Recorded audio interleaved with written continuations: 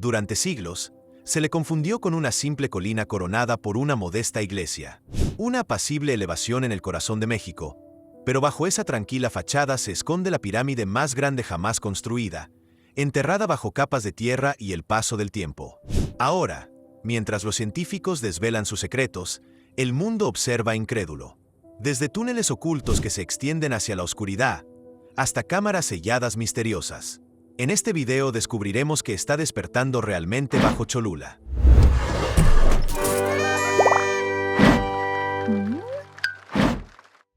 Número 4. La montaña artificial. Enclavada en Puebla, México, se encuentra la ciudad de Cholula. En su centro se alza lo que parece ser una colina natural, coronada por la fachada amarilla brillante de la iglesia de Nuestra Señora de los Remedios. Durante generaciones, pareció ser simplemente eso, una colina apacible con una iglesia. Sin embargo, la colina en sí misma es la pieza clave. Durante más de 2000 años, este mismo lugar ha sido una encrucijada sagrada, un sitio de profunda significación espiritual. Toda la antigua ciudad fue cuidadosamente trazada como un reflejo del cosmos, un mapa sagrado destinado a conectar la tierra con los cielos, y en el centro mismo de este universo espiritual se alzaba su corazón palpitante, lo que parecía ser una simple colina natural. Esto era una gran ilusión. Durante generaciones, la gente contempló esta elevación del terreno y solo vio lo que estaba en la superficie: suaves laderas cubiertas de hierba, y en la cima, la brillante fachada amarilla de la iglesia de Nuestra Señora de los Remedios. La iglesia, construida por los colonos españoles, parecía coronar una apacible colina. Era una estampa hermosa y sencilla que escondía un secreto increíble. El suelo mismo bajo esa iglesia no había sido esculpido por la naturaleza, sino por manos humanas. La colina en sí era el artefacto. La pirámide era tan antigua y estaba tan completamente transformada por el entorno que logró el camuflaje perfecto. Se convirtió en parte del paisaje natural, ocultándose a plena vista durante siglos. La realidad, una vez descubierta, es casi imposible de comprender. No se trata solo de una pirámide, sino de una montaña artificial. Para entender su inmensidad, debemos hablar de cifras. La Gran Pirámide de Cholula se extiende aproximadamente 300 metros por lado. Es tan ancha que podría cubrir fácilmente varias manzanas de una ciudad moderna. Su altura es de unos 66 metros, pero lo verdaderamente asombroso es su increíble volumen. Si bien la famosa Gran Pirámide de Giza en Egipto es más alta, la pirámide de Cholula es mucho más ancha en su base. Al calcular todo el material que contiene, su volumen supera los 4,45 millones de metros cúbicos. Para que se hagan una idea, la base abarca aproximadamente 450 por 450 metros, un tamaño suficiente para albergar 9 campos de fútbol uno al lado del otro. La Gran Pirámide de Giza contiene unos 2,5 millones de metros cúbicos. Cholula contiene casi el doble de ese volumen. Esto la convierte en el monumento individual más grande jamás construido en el mundo, incluso más masivo que la Gran Pirámide de Giza. Imaginen una estructura tan vasta que podría engullir otra de las pirámides más famosas del mundo y aún le sobraría espacio. Esto no fue solo un proyecto de construcción, sino un evento geológico creado por el ser humano. Esta obra representa un esfuerzo humano casi inimaginable. La pirámide está construida principalmente con adobe secados al sol, millones y millones de ellos. Cada ladrillo fue moldeado a mano con barro y paja, dejado secar al sol y luego transportado al lugar. El trabajo no fue obra de una sola vida, sino de incontables generaciones, cada una añadiendo su propia capa a la creciente montaña. Los adobes se disuelven con la lluvia y se desmoronan bajo la presión. Que una estructura tan maciza, construida con barro secado al sol, haya sobrevivido más de 2000 años, requirió un mantenimiento constante a lo largo de generaciones. Las secciones más antiguas datan aproximadamente del 300 a.C. No fue construido por un solo rey para su tumba, sino por una civilización continua, con un propósito que trascendía a cualquier gobernante individual. Los antiguos habitantes de estas tierras sabían perfectamente lo que era. No lo llamaban colina. Le dieron un nombre poderoso y preciso: Tlachihualtepetl. Esta maravillosa palabra del náhuatl se traduce literalmente como montaña construida o montaña artificial. Sabían que no era obra de la naturaleza, sino de sus ancestros. Un proyecto de tal magnitud y dedicación que se había integrado literalmente al paisaje. Su nombre, en sí mismo, es una pista que llevaba siglos esperando ser comprendida. Esto nunca fue una colina. Siempre fue una montaña, construida por el ser humano, testimonio de una civilización que creía que su sagrado deber era, literalmente, construir un mundo nuevo desde sus cimientos. Era el centro de su universo, un ancla permanente e innegable de su cultura y fe. Pero, ¿quiénes eran esas personas capaces de crear una montaña tan colosal y sagrada? ¿Y cómo construyeron semejante monumento? Número 3. Las civilizaciones que la construyeron. La verdadera magia de la Gran Pirámide de Cholula no reside solo en su tamaño, sino en su estructura secreta. Imagina una de esas muñecas rusas, donde al abrir una figura encuentras otra ligeramente más pequeña dentro, y luego otra, y otra más. Ahora, imagínese eso en piedra, y a la escala de una montaña. Ese es el secreto fundamental de este lugar. No se trata de una sola pirámide, sino de al menos 6, cada una construida a la perfección sobre la anterior, creando un único y colosal monumento a lo largo de 1000 años. Este no fue un proyecto de un solo rey ni de una sola cultura, sino una colaboración sagrada a lo largo de los siglos. La historia comienza alrededor del año 300 a.C., en un mundo muy diferente al nuestro. Los primeros en dar forma a este sitio sagrado fueron los olmecas de Sicalanca. No se propusieron construir una pirámide gigante.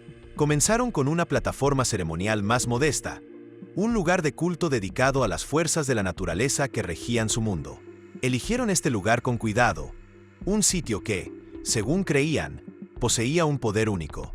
Utilizando adobes y piedra local, colocaron los primeros cimientos, la pieza más interna y pequeña de nuestro conjunto. Esta estructura inicial, cuya construcción comenzó alrededor del 300 a.C. y se extendió hasta aproximadamente el 200 después de Cristo, fue la semilla de la que eventualmente crecería la montaña artificial. Luego, entre el 200 y el 600 después de Cristo, llegó una nueva influencia que cambiaría drásticamente el destino de la pirámide. Era la época de Teotihuacán, la enorme ciudad-estado ubicada al norte, hogar de la imponente pirámide del Sol y la Luna. La influencia de esta vasta metrópoli se sentía con fuerza en Cholula. En lugar de destruir la estructura existente, los constructores, ahora bajo la influencia cultural de Teotihuacán, decidieron revestirla. La ampliaron, envolviendo la antigua pirámide en una magnífica nueva estructura. Esta fase introdujo un estilo arquitectónico característico llamado tablero de talud. Es un diseño sencillo pero impactante. Un muro inclinado, llamado talud, está coronado por un panel vertical, llamado tablero. Este diseño singular, como una serie de audaces escalones geométricos, conectaba Cholula, visual y espiritualmente, con el gran poder de Teotihuacán. Era una declaración de pertenencia a un mundo más amplio y sofisticado. La pirámide crecía, no solo en tamaño, sino también en importancia cultural, convirtiéndose en un importante centro regional. Tras la decadencia de Teotihuacán, Cholula vivió su propia época dorada durante el periodo posclásico, aproximadamente entre los años 800 y 1200 después de Cristo. Fue entonces cuando los toltecas y otros grupos locales asumieron el papel de constructores. Durante este tiempo, la pirámide alcanzó su tamaño final, gigantesco. Se añadieron más capas y fachadas, expandiendo la estructura hacia afuera hasta lograr la inmensa planta que conocemos hoy. Cholula se convirtió en una metrópolis de renombre, una ciudad ruidosa y uno de los sitios de peregrinación más importantes de toda Mesoamérica. Su fama estaba ligada a su deidad principal, la serpiente emplumada Quetzalcóatl, dios del viento, la sabiduría y la vida misma. Peregrinos de todas partes viajaban para visitar esta ciudad sagrada y su pirámide central, que se había convertido en el corazón de un próspero imperio religioso y comercial. La pirámide ya no era solo un templo, sino un destino en sí misma. Finalmente, llegamos a los aztecas. Para cuando su imperio alcanzó el poder a partir del año 1200 después de Cristo, la Gran Pirámide de Cholula ya era antigua. Los aztecas no la construyeron, la heredaron. Al llegar a la región, contemplaron esta colosal montaña artificial con profunda reverencia y admiración.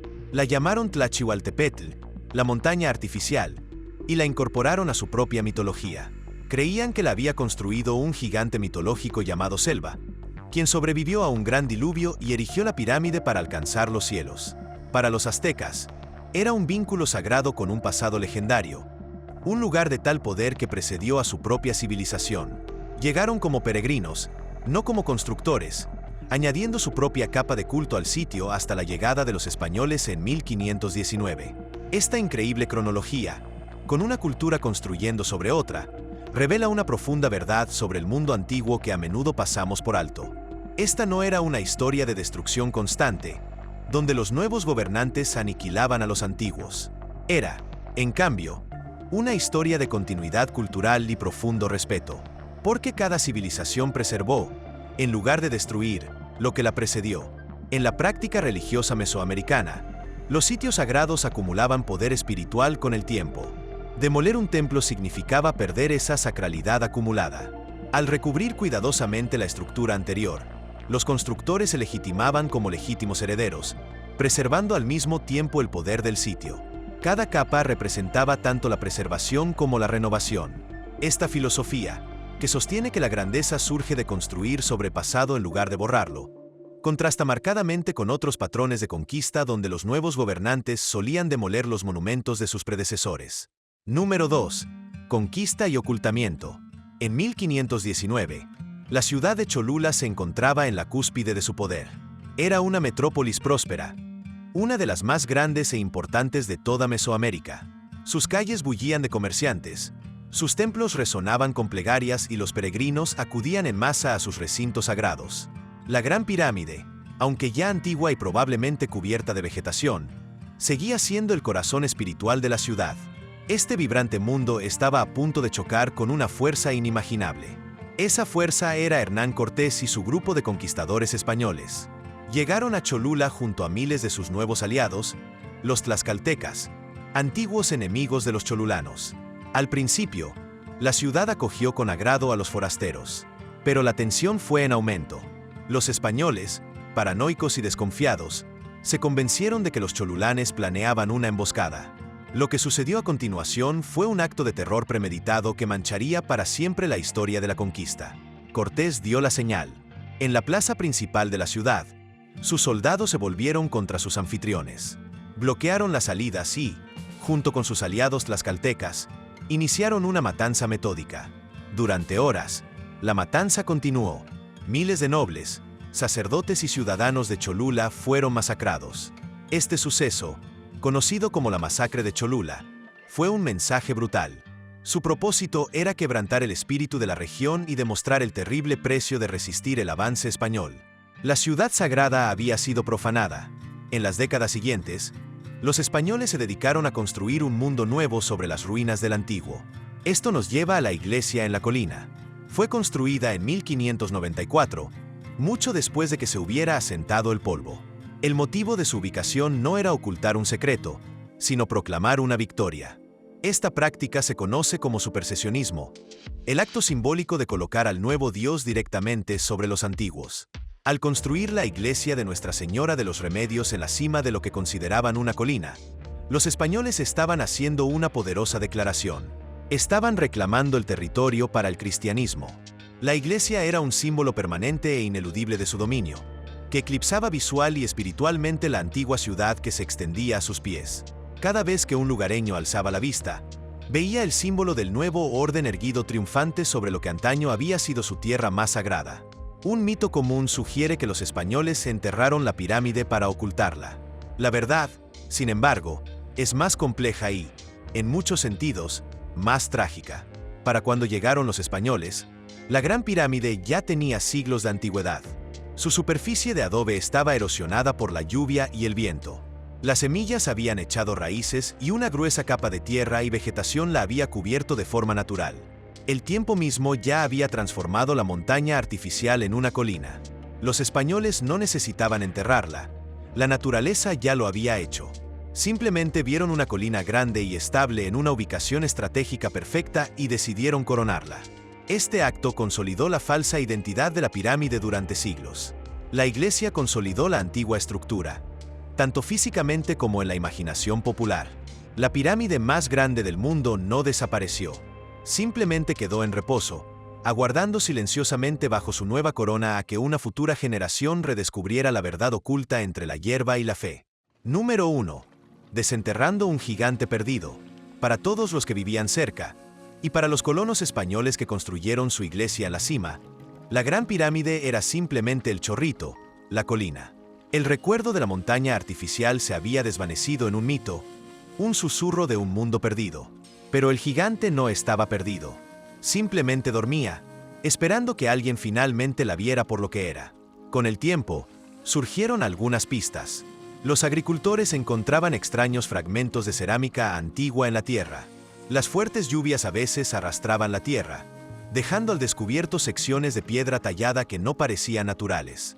Pero durante mucho tiempo, estas señales se ignoraron, atribuyéndolas a meras rarezas.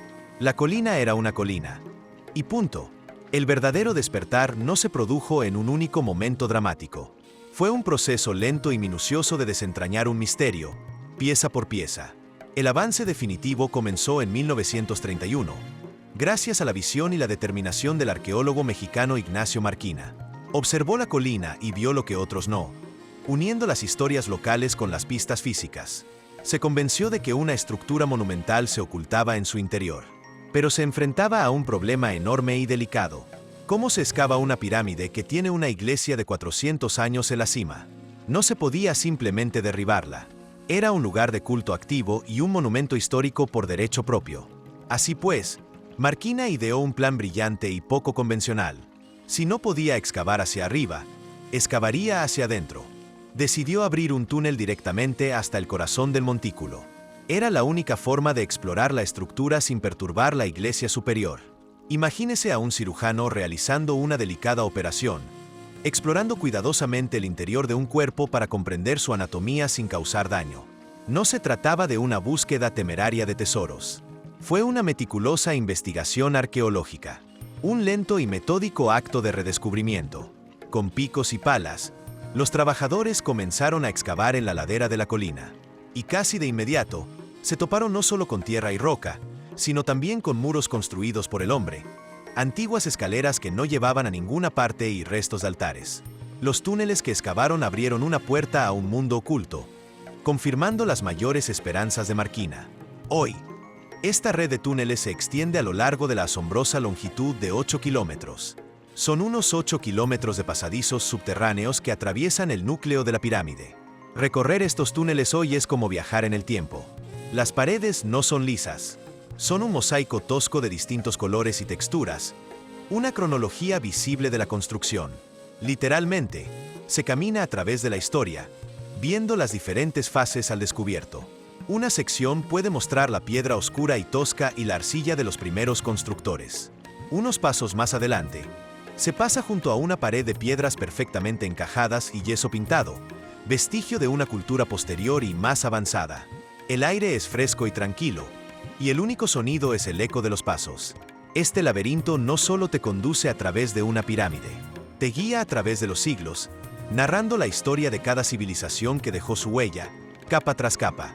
El redescubrimiento del gigante no se trató de encontrar un solo objeto, sino de desentrañar la cronología misma de la antigua Mesoamérica. Una biblioteca física de historia preservada en piedra y tierra, accesible gracias a la simple y valiente decisión de comenzar a excavar.